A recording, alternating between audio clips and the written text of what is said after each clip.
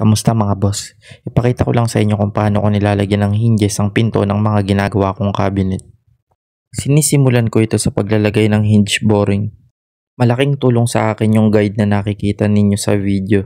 Dahil dito hindi ko na kailangang magsukat ng magsukat. Ito na rin ang nagsisilbing stopper ko para hindi siya tumagos sa kabila. 35mm po pala yung diameter ng butas niya. Diyan ko po isasalpak mamaya yung mga cup ng hinges. Bale ganito po ang itsura ng mga boring niya.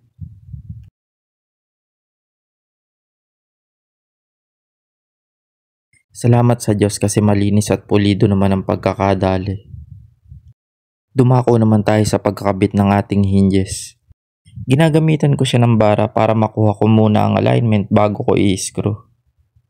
Lagi po nating sisiguraduhin naka-align ng mga hinges para hindi po tayo mahirapan mag-install sa ating cabinet. Stainless hinges po pala ang ginamit ko dito para tumagal.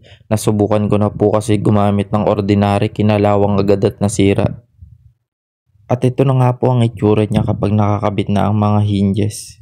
Salamat sa Diyos kasi naka-align naman ang ating mga hinges. Kapag kaganito kasi madali lang siya i-install. Hanggang dito na lang po. Adios.